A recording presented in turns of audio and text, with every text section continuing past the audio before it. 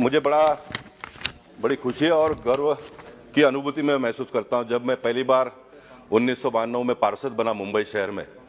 और मैं भी झुग्गी बस्तियों में से काम करते करते यहाँ तक पहुंचा हूँ। क्या बात। तो उस झुग्गी बस्ती के जो हमारे बहनें थी वो मुंबई महानगर पालिका के साथ जुड़े, और आपके साथ में बहुत सारे लोगों को आश्चर्य होगा इस बात को सुनकर कि उन दोनों में 100 रुपए का मानधन से उन्होंने प्रारंभ किया था।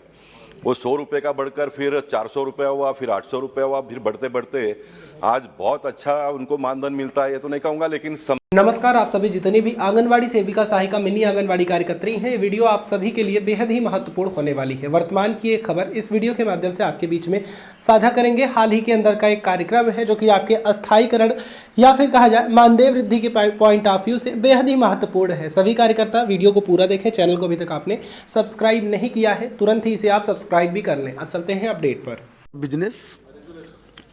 जो रिजोल्यूशन पर चर्चा चल रही थी, आंगनवाड़ी कार्यकर्ताओं और आंगनवाड़ी सहायिकाओं के लिए कल्याणकारी उपाय,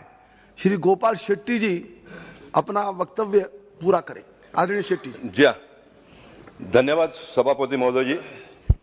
रितेश पांडे जी द्वारा प्रस्तुत ये प्राइवेट मेंबर बिल आंगनवाड़ी कार्यकर्ता और सेविकाओं को उनके कामकाज में और उनके जीवन में एक बदलाव आए, इस प्रकार का ये प्रस्ताव है। इस पर मैं अपने विचार रखने से पहले मैं आपको धन्यवाद देना चाहता हूँ, आपने मुझे देने का मौका दिया। और सुरेश जी पहला नंबर पर बोलने वाले थे तो उन्होंने मुझे पहला बोलने का अवसर प्राप्त किया, इसलिए उनका भी मैं अभिनंदन करना चाहता हूँ। सभापति महोदय जी, सम्मानजनक मानधन मिलता है, ये तो मानव जीवन का एक अपेक्षा होता है कि जितना ज़्यादा मिले उतना मिलना चाहिए। उसके लिए वो स्वयं भी मांग करते रहे और जनप्रतिनिधि और सरकार भी समय समय पर उसके पर विचार करते रहती है। लेकिन मैं मानता हूं कि इन आंगनवाड़ी सेविकाओं ने एक हेल्थ के सेक्टर में बहुत बड़ा क्रांतिकारी बदलाव किया है, बहुत बड़ा क्रांतिकारी बदलाव किया है। मैं ये कहूंगा कि सरकार के माध्यम से अगर कोई स्कीम को लोगों तक पहुंचाना है तो करोड़ों रुपए का एडवर्टाइजिंग करना पड़ता है, लेकिन ये आंगनवाड़ी की सेविकाएं जो है वो महानगर पालिका के हो या तो सरकार के सभी योजनाओं को सामान्य परिवार के बहनों तक पहुंचाने का काम करते हैं। और खास करके अगर सरकार के साथ में डायरेक्ट जोड़ने के अनेक योजनाओं के साथ साथ में अगर एक योजना की हम बात करेंगे तो ये योजना का हम निश्चित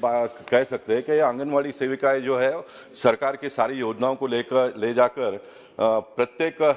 घर की महिलाओं के दिलो दिमाग तक उतारने का वो प्रयास करते हैं। मैम अध्यक्ष जी, आप हम सब जनप्रतिनिधि लोग हैं, हम कोरोना काल को भूल नहीं पाएंगे। कोरोना काल में जब काम करने के लिए कोई भी आगे नहीं आता था और झुग्गी झोपड़पट्टी बस्तियों में जहाँ पर बहुत ही दयनीय स्थिति में लोग अपना जीवन जीते हैं, जहाँ पर हेल्थ सेंटर नहीं होता है और दवा खाने तक लोगों को जाने में बहुत दिक्कत होती है पैसे नहीं होने की वजह से, ऐसे समय पर इन आंगनवाड़ी सेविकाओं ने बहुत बड़ा काम किया, बहुत बड़ा काम किया।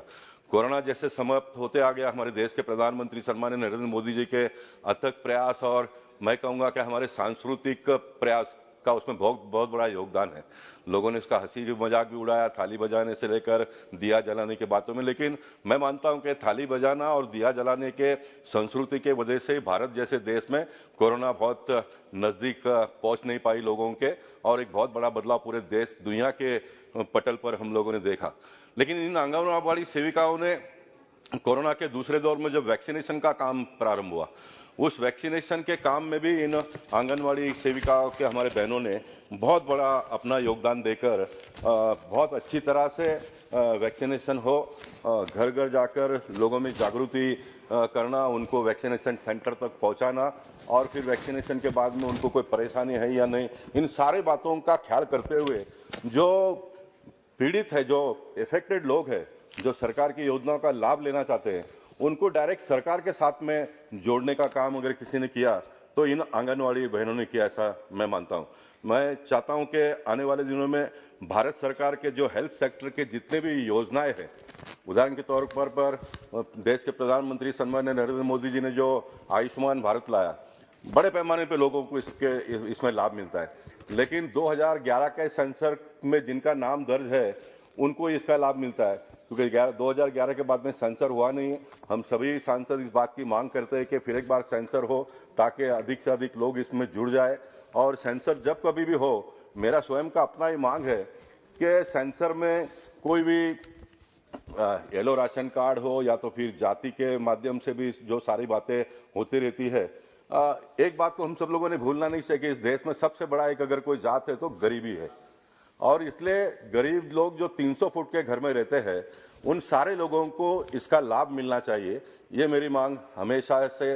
मैं कहते आया हूं, और जब तक मुझे प्रतिनिधि जीवन में काम करने का मौका मिलेगा और जब तक उसमें बदलाव नहीं आता है तब तक मैं बोलते रहूंगा, क्योंकि मेरा एक स्वभाव बन गया है। मैं जो भी विषय को हाथ में लेता हूं उसको अंतिम अंजाम तक पहुंचाने का हमेशा प्रयास करते रहता हूं। किसी भी विषय को बोलकर फिर छोड़ दिया, फिर दूसरे दिन दूसरे विषय पर हाथ डाला, इस प्रकार का मेरा काम करने का तरीका नहीं है। तो मैं ये चाहता हूं कि कम से कम ये आंगनवाड़ी सेविकाओं को एक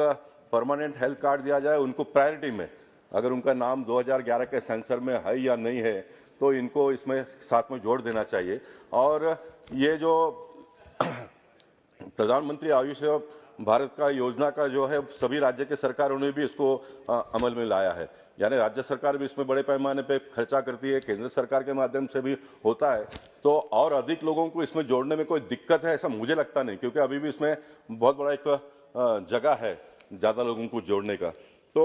इन सारी बहनों को इसका लाभ मिले, क्योंकि ये दूसरे का जो चिंता करती है, अगर उनके जीवन में भगवान करे कभी कोई आफत इस प्रकार का आए नहीं, बीमार ना पड़े हो, लेकिन अगर पड़ते हैं तो उसकी व्यवस्था हम जैसे लोगों ने इस पार्लियामेंट के माध्यम से पूरे देश भर के बहनों का चिंता हमने करना चाहिए। इसलिए इसका लाभ उनको मिले, उनको प्रायोरिटी में इसके साथ में जोड़ा जाए। ये भी मैं सम्मानित मंत्री महोदय जी यहाँ पर बैठे हैं तो उनसे भी मैं निवेदन करना चाहूंगा।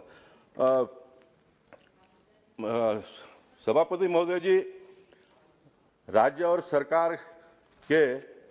बहुत सारे कल्याणकारी योजना जिसका मैंने उल्लेख यहाँ पर किया, एक बात को और मैं इसके साथ में जोड़ना चाहूंगा कि जो भी इस प्रकार के मानदंड के क्षेत्र में काम करते हैं उनकी एक अपेक्षा होती है कि हमको प्राइवेट जॉब मिले, और उसमें भी सरकार की अगर नौकरी मिलती है तो उनको एक लाइफ टाइम अचीवमेंट मिल गया है। इस प्रकार का एक मानसिकता सामान्य परिवार के घर के लोगों का होता है। तो मैं चाहूंगा कि कॉरपोरेशन में हो, राज्य सरकार में हो, केंद्र सरकार में हो, ये जो आंगनवाड़ी सेविकाएं हैं इनमें जो लोग काम करते हैं इनमें से अच्छे